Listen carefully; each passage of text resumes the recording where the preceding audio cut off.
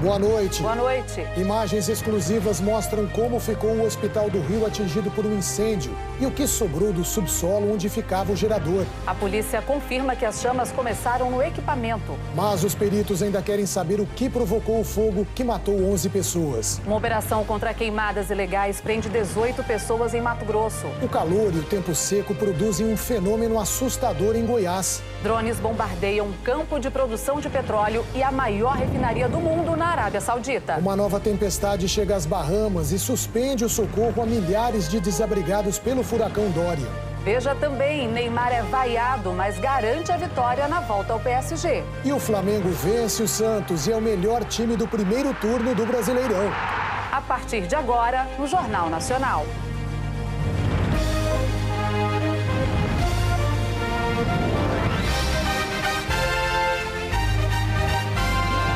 Jornal Nacional. Hoje com Sandro Dalpículo, do Paraná, e Luana Borba, do Amazonas.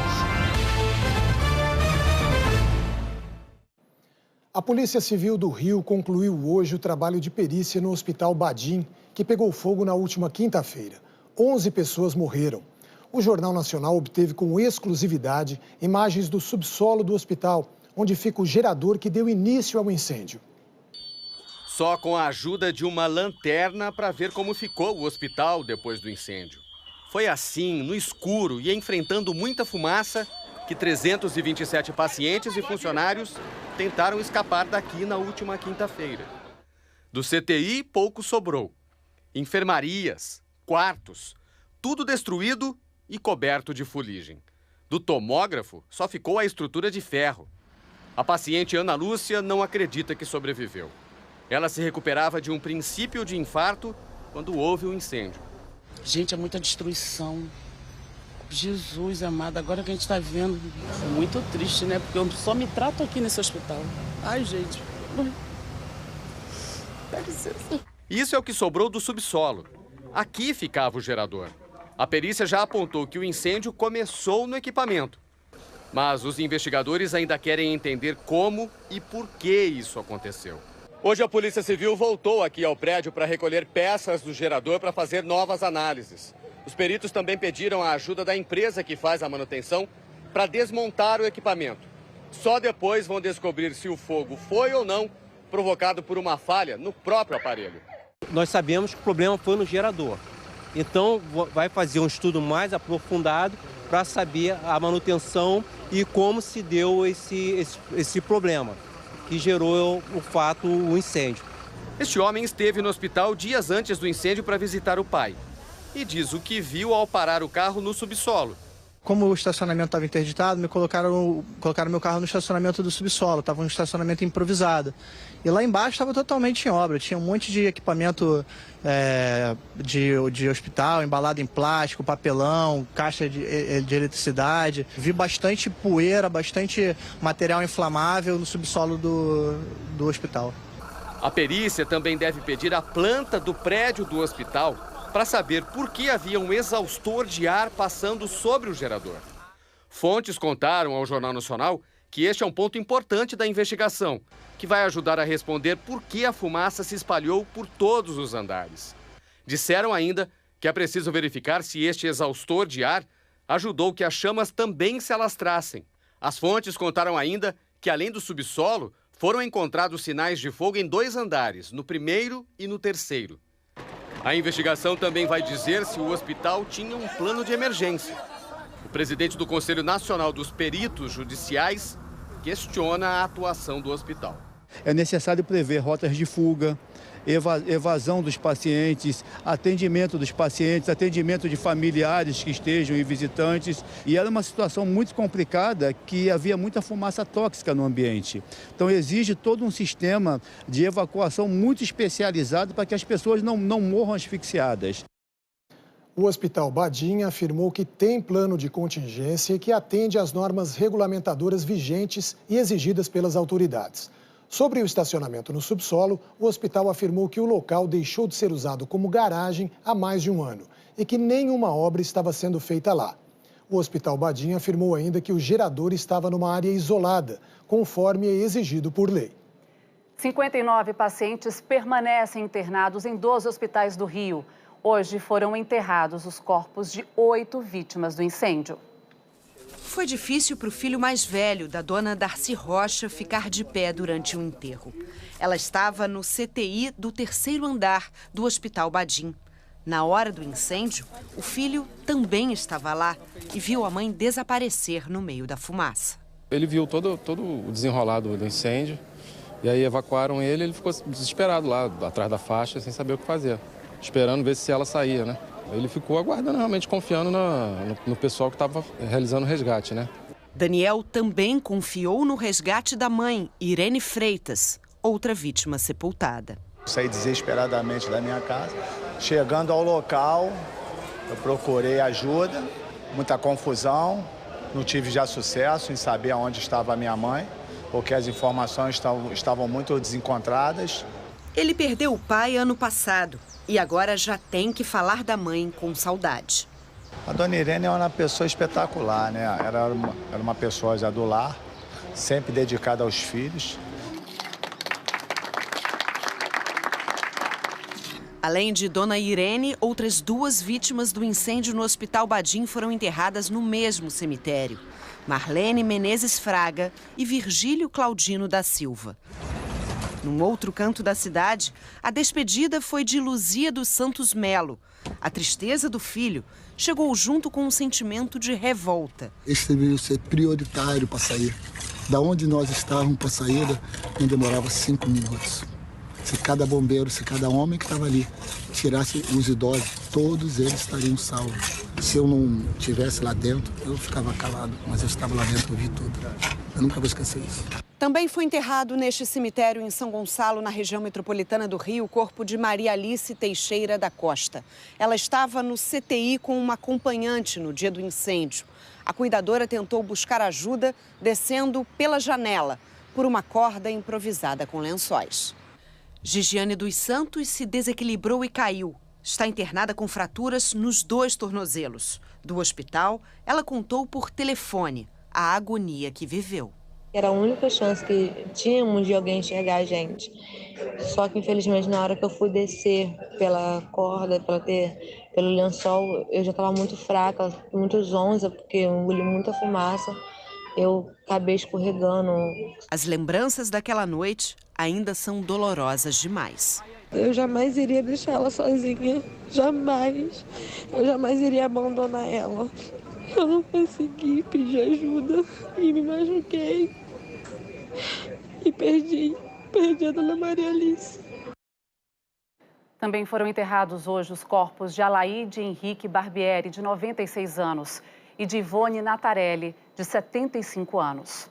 Por nota, a direção médica do Hospital Badim informou que o atendimento aos parentes, acompanhantes, pacientes e colaboradores atingidos pelo incêndio está sendo prestado por um grupo de apoio multiprofissional e que vai assumir todas as despesas de internação das vítimas do incêndio. O hospital disse ainda que todas as informações e documentos solicitados até o momento foram prontamente disponibilizados. Sobre a evacuação durante o incêndio, a direção do hospital disse que a retirada das pessoas do prédio seguiu os protocolos da Brigada de Incêndio e também do Corpo de Bombeiros. E amanhã o Fantástico vai mostrar quem são os personagens por trás da rede de solidariedade que se formou assim que o incêndio começou. Em questão de minutos, apareceu gente de todo lado para ajudar. Uma creche até uma garagem, viraram pronto-socorro improvisado. Peguei o primeiro médico que encontrei e falei, olha, meu edifício está à disposição. Contenção de fogo na horizontal e na vertical. Sala separada do prédio para os geradores. Materiais especiais por toda a obra. A gente veio até um hospital que está sendo construído para entender o que é preciso para que não aconteça um incêndio como aquele do Rio de Janeiro.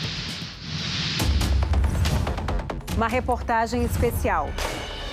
No Brasil, pelo menos 43 policiais são afastados por dia por problemas psiquiátricos, como síndrome do pânico, ansiedade e depressão. Você chegou a trabalhar doente? Cheguei. Armado, inclusive. Armado, com uma arma de guerra, com um fuzil 762, dormindo em pé. Quem é o presidente de uma Assembleia Legislativa acusado de desviar dinheiro público e que gosta de uma ostentação? O senhor, por gentileza, pode abrir o copo para nós? É mais um caso para cadê o dinheiro que estava aqui? Você já tinha visto uma catapulta humana? Pendurada a quase 200 metros do chão. E eu vou ser arremessada a 100 km por hora. Vixe, a nova temporada do Fãs 360 na Nova Zelândia. É fantástico, é amanhã, depois do Faustão. Nosso domingo juntos. Em uma semana, mais de 1 milhão de hectares queimaram em Mato Grosso do Sul. Os incêndios atingiram áreas importantes de projetos de preservação da natureza. O fogo devastou quilômetros de vegetação nativa. Nada de verde, só cinzas e galhos retorcidos. Um silêncio angustiante. É triste, né? A gente vê o fogo passar e a gente, por mais que esteja todo mundo se esforçando muito para poder combater, às vezes a gente fica de mãos atadas, tem que esperar passar para poder agir. Na segunda-feira, o fogo se alastrou em poucas horas. As chamas consumiram tudo. Uma das pesquisas aqui na fazenda é da onça pintada. Pelo menos 8 filhotes tinham nascido nos últimos tempos. A preocupação é saber onde estão esses animais. Aqui é o recinto onde as onças criadas em cativeiro reaprendem a ser selvagens. Tinha uma onça aí dentro. Ela foi retirada às pressas. Um avião foi buscar o animal, que depois foi levado em segurança para outra fazenda longe do fogo. A força-tarefa de combate ao incêndio trabalha sem parar. E o outro foco está beirando o rio, no 3. Mais de 100 pessoas apagando o fogo na Fazenda Caimã. Só que o vento, por diversas vezes ao longo da semana, reacendeu as brasas. Tá estralando, tá escutando? O estalo? É fogo. De novo? Isso, de novo. O pessoal tá indo lá para procurar um acesso para poder entrar, porque é muito complicado. Quase 100 mil litros de água já foram despejados na vegetação em chamas. Muitos animais morreram, outros fugiram assustados. Alguns já começaram a voltar. Um grupo de pesquisadores de diferentes instituições chegou hoje à fazenda para começar um estudo sobre a capacidade de recuperação do Pantanal. A minha preocupação é com a fauna. Eu quero saber o que vai acontecer com a fauna, qual foi o dano que esse fogo acarretou. Muitas áreas que não foram queimadas, e como a fazenda é muito grande, a fauna pôde se abrigar, pôde fugir. Mas os efeitos a gente vai sentir mais para frente. 2 dias atrás, a primeira onça foi avistada. E o incêndio não queimou só os pastos, o fogo destruiu bosques com árvores frutíferas importantes para a alimentação de aves e animais silvestres. Esse é o período de reprodução das araras azuis aqui no Pantanal. E elas já começaram a voltar. Uma alegria para os pesquisadores. Agora as biólogas estão subindo em todas as árvores, checando os ninhos para ver se os filhotes e os ovos sobreviveram. São 22 ninhos com ovos e filhotes. Esse incêndio, que é como uma catástrofe, deve afetar a população e a reprodução das araras aqui no Pantanal. Um dos dois está vivo. O mais novinho não resistiu. Foi o único que morreu até agora por causa do calor. Esse outro está bem saudável. Ele está bem. Ele está bem mesmo. Super cheio, elas alimentaram agorinha. Uma operação contra queimadas ilegais prendeu 18 pessoas no norte do Mato Grosso. No meio da floresta amazônica, no município de Nova Maringá, agentes do IBAMA e do BOPE encontraram uma área de 900 hectares desmatada e queimada. Os agentes ainda apreenderam 19 motosserras, 3 caminhonetes, 2 motos e 600 litros de combustível e aplicaram multas por crimes ambientais no valor de 7 milhões de reais. A área de vegetação nativa estava ocupada por poceiros. E junto com as queimadas, um fenômeno perigoso tem se repetido com frequência em Goiás: os redemoinhos de fogo. No meio da plantação de cana-de-açúcar, um funil gigante de muita fumaça e fogo. A altura do redemoinho. O redemoinho foi registrado por agricultores em Santa Helena, a 180 quilômetros de Goiânia. As labaredas tomaram conta do canavial. O fogão lá vem comendo. Os redemoinhos de fogo aparecem geralmente em áreas abertas onde esteja acontecendo uma queimada. Os combustíveis para a formação deste fenômeno são o excesso de calor, que por aqui tem passado dos 38 graus, e a baixa umidade do ar, que chegou a atingir um nível preocupante, 8%. Funciona assim. O ar quente que está embaixo, na superfície, geralmente acima dos 30, 35 graus, sobe para a atmosfera e encontra uma camada de ar gelado, quase sempre em temperaturas abaixo de zero. É essa troca, essa movimentação rápida e intensa do ar quente com o frio que provoca a formação dos redemoinhos. Além dos de fogo, também foram feitos registros de redemoinhos de poeira, até mesmo dentro de cidades. Quando não está ventando, essa condição favorece a uma atração do vento num local que teve um aquecimento localizado. Começa a puxar o vento, formando um vento em espiral que vai subindo, e aí sim se dá a formação do redemoinho. Os ventos dentro da espiral podem chegar a 100 km por hora. Por isso, são tão perigosos, principalmente em lavouras que tenham um acúmulo de vegetação seca. Eu não vou me colocar ali em cima da palhada, em cima da vegetação, porque se aquele redemoinho vier na minha direção, ele tem algo a queimar e acaba continuando aquele redemoinho de fogo. Bom, agora, Sandro, nós vamos para São Paulo para saber como é que fica o tempo para esse fim de semana com a Jaqueline Brasil. Jaqueline, a gente está unindo o norte e o sul com essa previsão hoje. Boa noite. Literalmente, né? Boa noite, Luana, Sandro, boa noite para todos e sejam muito bem-vindos ao JN. Como é que fica, então, o tempo lá na minha Amazônia, em especial em Manaus, no Amazonas? Vamos lá, vamos começar pela região norte, então. A gente sempre fala que a chuva no norte é por causa da combinação do calor e da umidade, né? Mas hoje vamos ir mais além. Por exemplo, no Amazonas, popularmente, existem apenas 2 estações. Primeiro, o inverno amazônico e também o verão amazônico. E agora é a vez do verão, que começa em julho e vai até setembro. Como os sistemas que canalizam a umidade estão mais afastados, a pouca umidade que circula na região não é suficiente para provocar chuva espalhada e volumosa. O que predomina é o pacote sol, tempo seco e muito calor. É basicamente o que vocês vão ver agora. Essa imagem foi feita no final da tarde. Olha só que pôr do sol lindo, bem ao lado do cartão postal da cidade, Teatro Amazonas. Moradores e turistas aproveitaram para passear um pouquinho. E amanhã a previsão é de chuva bem isolada em quase todo o norte. Tempo fica firme mesmo, só no Tocantins, no pedaço do Acre e também Rondônia, onde vai esquentar muito. Em Rio Branco, com máxima de 36, Palmas 41, em Belém, Boa Vista e Manaus também vai fazer calor, mas aí tem a chuva para refrescar.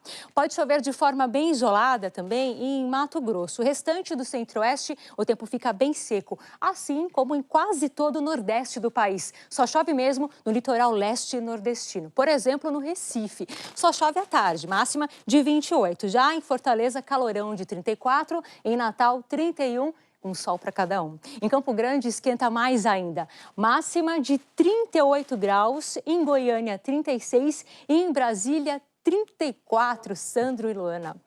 Agora, Jaqueline, conta para mim como é que fica o tempo no sul, começando pelo Paraná, é claro. Claro, com tempo firme, muito sol, muito calor, não só no Paraná, mas em quase todo o sul. Mas vamos lembrar também que o sul do país é a porta de entrada das frentes frias. Só na primeira quinzena de setembro, 4 passaram rapidamente pela região. Elas vão embora, mas deixam instabilidade pelo caminho, esfriando tudo. Hoje em Curitiba fez frio. Termômetro ali registrando 16 graus, imagem feita aí à noite, pessoal. Andando bem agasalhado, mas pode guardar os casacos porque amanhã esquenta de novo e a semana também começa quente em Curitiba. Aqui no Sudeste, domingo vai ser ensolarado, como em São Paulo, máxima de 31 graus aqui na capital paulista e digo mais, na segunda-feira a temperatura sobe mais ainda. No Rio, a mesma situação. Amanhã, máxima de 31, esquenta mais na segunda-feira, 36 graus, ou seja, o calor está garantido. Boa noite para vocês, Sandro e Luana. Bom domingo. Boa noite, Jaqueline. Muito obrigada, Jaque. Dá para a gente curtir pelo menos o domingo aqui no Rio ainda, antes de viajar, Sandro. Muito bom. Agora, a seguir, você vai ver que agências da Caixa abrem no sábado para o saque do FGTS. Drones bombardeiam um campo de produção de petróleo e a maior refinaria do mundo na Arábia Saudita.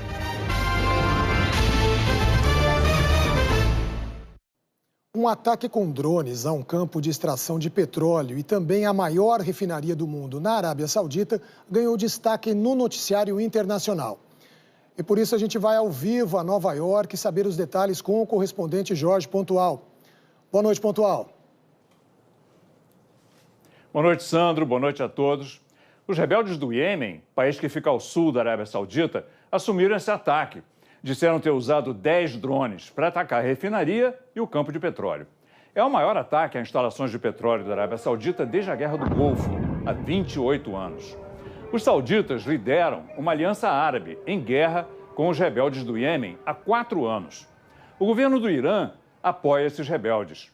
Por causa dos ataques, a Arábia Saudita fechou a refinaria e o campo, que respondem por metade do petróleo produzido no país. A Arábia Saudita é o maior exportador mundial de petróleo, com 10% do mercado. As autoridades garantiram que o fornecimento não será afetado. Mas, se as instalações não forem reabertas logo, o preço poderá subir.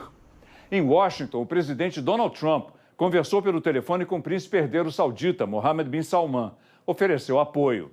O secretário de Estado, Mike Pompeo, disse que os drones não saíram do Iêmen e acusou o Irã pelo que chamou de ataque sem precedentes ao mercado mundial de energia. Sandro. Obrigado, Pontual. Luana? A Casa Branca confirmou nesse sábado a morte de um dos filhos do terrorista Osama Bin Laden, numa operação militar dos Estados Unidos. Hamza Bin Laden era um dos atuais líderes da rede Al-Qaeda. Tinha cerca de 30 anos. Segundo o governo americano, a morte dele na região da fronteira do Afeganistão com o Paquistão prejudica atividades operacionais do grupo terrorista. Hamza Bin Laden ameaçava se vingar dos Estados Unidos pela morte do pai. A imprensa americana chegou a anunciar a morte de Hamza no fim de julho, mas só hoje o presidente Donald Trump confirmou essa notícia. O Egito reabriu o mercado para produtos lácteos do Brasil. As exportações estavam suspensas desde 2015. O anúncio foi feito pela ministra da Agricultura, Tereza Cristina, que está no Cairo com empresários. O Egito aprovou certificação sanitária de produtos como leite em pó e queijos. O potencial de negócios é de cerca de 8 bilhões de dólares. Internado em São Paulo, o presidente Jair Bolsonaro jantou sopa pela primeira vez desde que fez a cirurgia para corrigir uma hérnia. Num sinal de que a parte mais difícil da recuperação vai ficando para trás, o porta-voz da presidência até brincou. Para caracterizar a melhoria do senhor presidente, hoje o doutor Macedo teve que dar um puxão de orelha no presidente porque ele queria ir ao jogo do Palmeiras. Mas claro que o presidente assistiu ao jogo no hospital. Mais cedo, Jair Bolsonaro recebeu a visita de uma irmã, do cunhado e de sobrinhos. O ministro do Meio Ambiente, Ricardo Salles, também passou rapidamente pelo hospital. Numa rede social, o filho Carlos Bolsonaro, vereador licenciado do Rio de Janeiro, postou uma foto dele assistindo futebol com o pai no quarto. O boletim médico divulgado hoje afirma que o presidente tem melhora clínica progressiva, permanece sem dor, afebril, ou seja, sem febre e com melhora dos movimentos intestinais. E em função dessa melhora, o presidente já pôde jantar uma sopa de mandioquinha. Se ele reagir bem à introdução dessa dieta cremosa, os médicos começam a tirar a alimentação por veia e Jair Bolsonaro poderá ter alta na segunda ou terça-feira. Coração perfeito, saúde perfeita, musculatura perfeita, cabeça perfeita, não tem um problema crônico que pudesse agravar a função intestinal. Então é lícito supor que nos próximos dias, tomando cuidado e não querendo precipitar uma dieta mais forte, nós chegaremos lá. Márcio Lobão, filho do ex-ministro Edson Lobão, deixou a carceragem da Polícia Federal em Curitiba hoje de manhã. Márcio estava preso desde terça-feira e teve de pagar fiança de 5 milhões de reais. Ele e o pai são suspeitos de receber 50 milhões de reais em propinas dos grupos Estre e Odebrecht. A decisão de libertar Márcio foi do desembargador João Pedro Gebran Neto, do Tribunal Regional Federal da 4ª Região. Ele considerou que as investigações mostraram que Márcio Lobão não tinha papel central no esquema criminoso e que não há movimentação financeira recente que justifique a prisão preventiva. Márcio Lobão não pode deixar o país sem autorização nem fazer contato com outros investigados. A defesa de Márcio diz que ele nunca se envolveu em ilícitos e que tem o seu patrimônio declarado de forma regular e transparente. Em nota, o ex-senador Edson Lobão afirma que seu nome só foi envolvido por causa da indústria da delação premiada, farsa que será demonstrada pela defesa. A Justiça bloqueou os bens do ex-senador José Agripino Maia, do Democratas. A decisão é da 4ª Vara Federal do Rio Grande do Norte. O ex-senador é investigado pelo desvio de aproximadamente R$600 mil por meio da nomeação de funcionários fantasmas no seu gabinete em Brasília. Segundo o Ministério Público Federal, um desses funcionários era gerente de uma farmácia de Natal e repassava o salário a uma pessoa ligada ao ex-senador. Em nota, José Agripino disse que a decisão é injusta e que vai recorrer. Em todo o país, as agências da Caixa Econômica abriram neste sábado para atender os trabalhadores que têm direito a sacar até R$500 das contas do FGTS. Em Contagem, região metropolitana de Belo Horizonte, o movimento nas agências foi tranquilo. O depósito do dinheiro é automático para quem tem poupança na Caixa. Os primeiros a sacar são os que nasceram de janeiro a abril. A partir do dia 27, é a vez dos aniversariantes de maio a agosto. E para o restante, o saque começa no dia 9 de outubro. Quem tem conta corrente na Caixa precisa pedir a adesão ao saque. Quem não tem conta no banco pode sacar usando o cartão Cidadão a partir de outubro.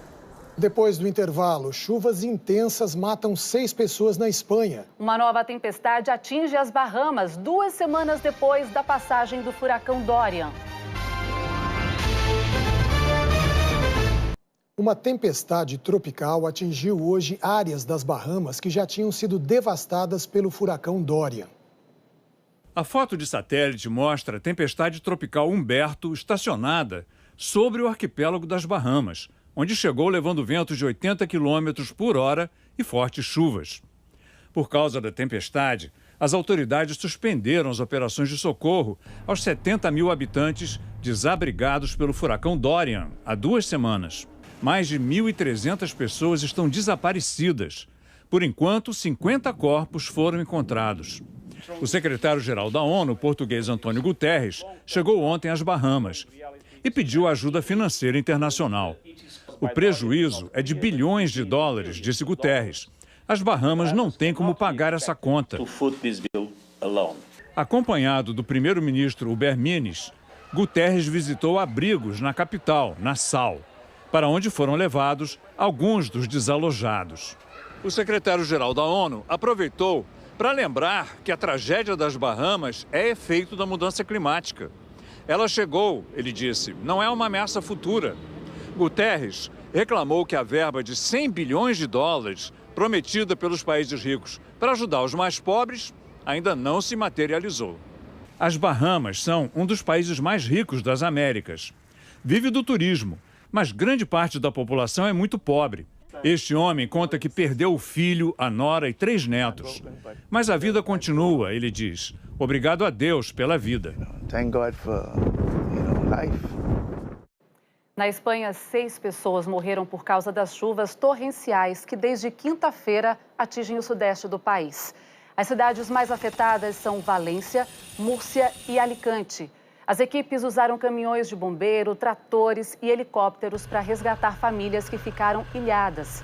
3.500 moradores tiveram que deixar as casas. 1.100 militares participam do socorro às vítimas. O governo italiano autorizou neste sábado o desembarque de 82 imigrantes que estavam há 6 dias a bordo de um navio de resgate no Mediterrâneo. Eles começaram a desembarcar na ilha de Lampedusa, no sul do país.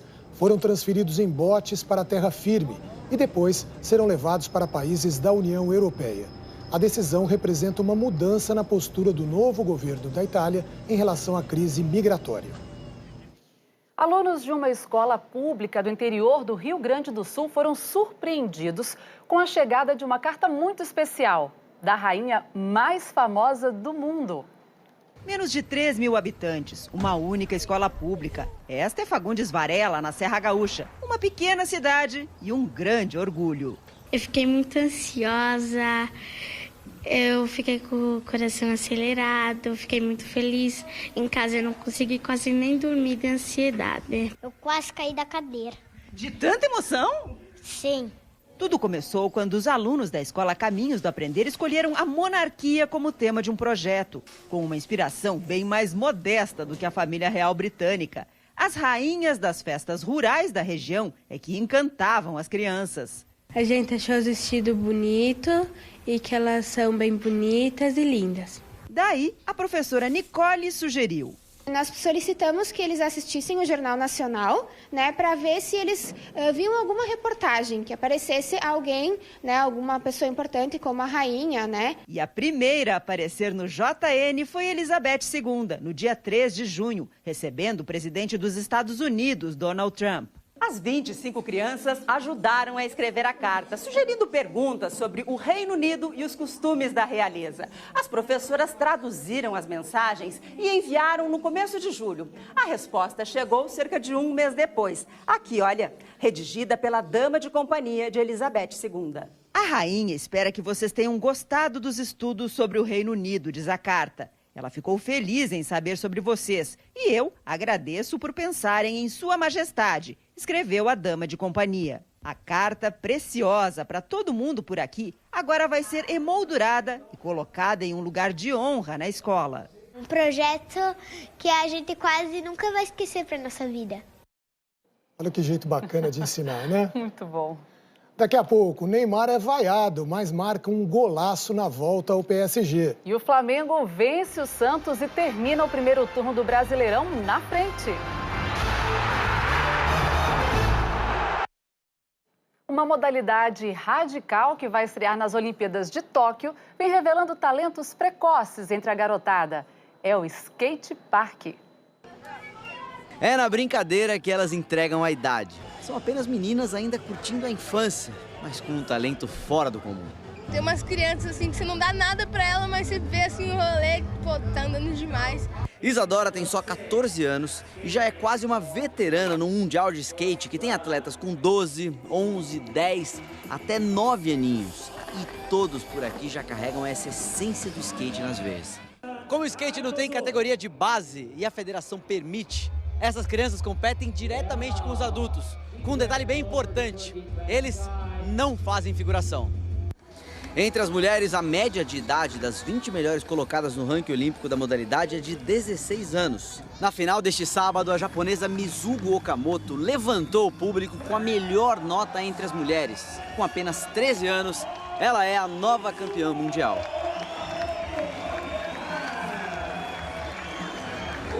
A final masculina é nesse domingo de manhã.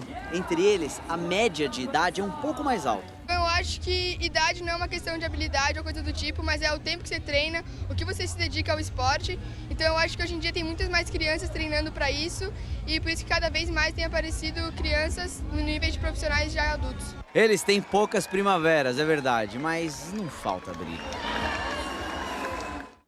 E a final da etapa brasileira do Mundial de Skate Park você acompanha amanhã dentro do Esporte Espetacular, que tem outras atrações. Olá, boa noite. Amanhã, no último episódio da série sobre os 30 anos da Copa do Brasil, 6 clubes que conquistaram essa taça pesada com talento. Foi uma equipe que chamou a atenção de todo o Brasil. E fé. Isso nunca deixei de acreditar. Um dia com Fábio Carilli, técnico do Corinthians. Ele analisou o time e falou sobre o futuro. E você, como profissional, um dia treinaria o Palmeiras? Um dado alarmante. Em 30 anos, o oceano pode ter mais plástico do que peixe. O que os atletas estão fazendo para que isso não aconteça? Onde é que a gente quer chegar? Porque do jeito que a gente está vivendo, não está certo. E ao vivo, direto de São Paulo, o Mundial de Skate Park. Os craques do Brasil e do mundo em busca de uma vaga olímpica. Neymar voltou a jogar pelo Paris Saint-Germain após as tentativas frustradas de deixar o clube. Foi vaiado, mas decidiu a partida com um golaço.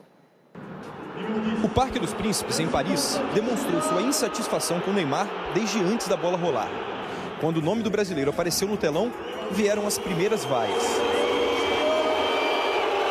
Faixas ofensivas foram exibidas pela torcida organizada. Era a primeira partida do brasileiro pelo PSG nessa temporada. E todos sabem que era um desejo, sim, de sair, e eu queria isso. É uma página virada. Hoje eu sou jogador do Paris Saint-Germain e prometo dar de tudo em campo. Começando por hoje, o gol da vitória saiu no fim do segundo tempo. Uma meia bicicleta genial. Garantiu a vitória por 1-0 e está entre os gols mais bonitos dele pelo clube. Por isso, foi aplaudido de pé. Neymar sabe que o melhor caminho para reencontrar a paz com o torcedor do PSG é jogando bem. Neste sábado, aqui em Paris, ele fez isso. Apesar da atuação ruim da equipe, o brasileiro foi o melhor em campo. E no final, eu acho que a luz divina, né? Deus conseguiu me abençoar e dar a vitória para todo mundo. E a gente sabe que a mesma boca que pita grita o seu gol. Então eles vaiaram o jogo inteiro e no final tiveram que gritar gol. O duelo entre o líder e o vice-líder do Brasileirão terminou com festa rubro-negra no Maracanã lotado. Vamos aos gols. Flamengo e Santos com mais de 68 mil pessoas no Maracanã. Contra-ataque em velocidade do Flamengo. Gabigol avançou pela direita, cortou para o meio e com um belo toque encobriu o goleiro Everson. Que golaço! Final, Flamengo líder do Brasileirão 1, Santos 0. Palmeiras e Cruzeiro jogaram na Arena Palmeiras. Cruzamento da direita, a zaga não cortou e na sobra Bruno Henrique bateu forte e fez. Palmeiras 1, Cruzeiro 0. Na Arena Condá, Chapecoense e Vasco.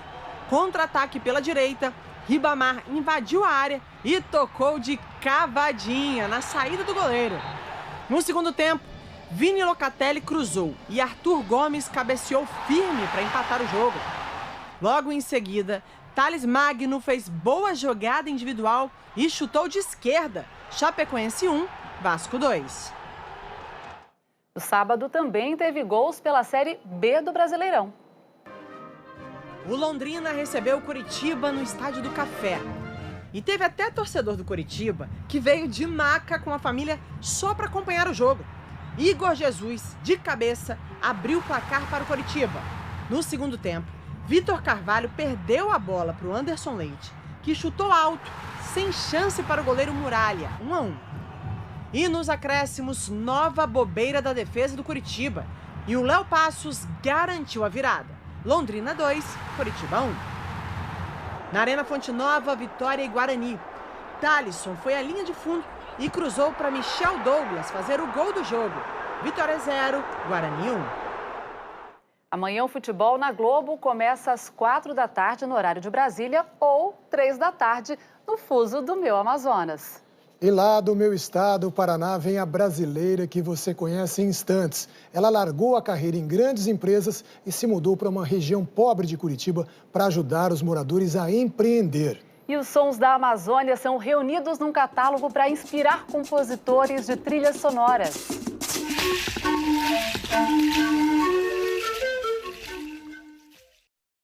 Agora a gente vai ver um exemplo de empreendedorismo lá do meu estado, o Paraná, que está mudando uma das comunidades mais pobres de Curitiba. Uma gerente de uma multinacional largou a carreira para ajudar pessoas que queriam começar um negócio, mas não sabiam como. No endereço às margens da avenida, o entusiasmo é o caminho para a oportunidade. A gente está aqui para todo mundo poder fazer alguma coisa, mas vocês precisam abrir o coração para ouvir outras possibilidades. A Giovana liderou equipes em multinacionais. Hoje é guia para quem quer melhorar de vida. Ela largou uma carreira bem-sucedida de gerente de projetos. Se mudou com a família para uma das regiões mais pobres de Curitiba. Criou uma empresa social. Oferece treinamento e cursos gratuitos a moradores que querem empreender ou chegar mais preparados ao mercado de trabalho. Que elas queiram transformar a sociedade a partir da maneira que elas encontraram de empreender. Ao invés da pessoa comprar um amaciante no supermercado, agora ela pode comprar um amaciante artesanal feito por uma aluna nossa. Em vez de eu comprar bolo numa padaria fora da comunidade, eu compro aqui. Fazer a unha fora, faz aqui. Em menos de um ano, 44 empreendedores surgiram a partir do projeto, a maioria na área de alimentação. E os treinamentos oferecidos aqui também estão atraindo moradores de outras regiões da cidade e até recém-chegados de outros países. A Marlene era professora de educação física na Venezuela em crise. Veio para Curitiba em março. O pastel venezuelano virou alternativa. Encomendas atendidas pelo celular. Oi, Maria. Tudo bom? Eu vou mandar 5 pastéis para você. Até um ano atrás, a Edileia não tinha renda alguma. Treinada, descobriu um doce talento para pagar as contas e, quem sabe, financiar o amanhã. Eu quero ter maquinários, sabe, para me ajudar na produção, uma panificadora, quem sabe, uma doceria, é onde eu quero chegar. A dona do pedaço? A dona do pedaço. A dona do pedaço, né? Que bacana. Agora nós vamos encerrar o Jornal Nacional com uma reportagem do meu estado, o Amazonas. Um produtor musical está reunindo os sons da floresta amazônica numa biblioteca digital.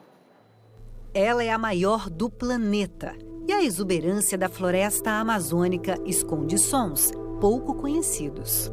A floresta não se cala nunca. Os barulhos podem vir da água. A gente consegue, mesmo de longe, escutar pássaros.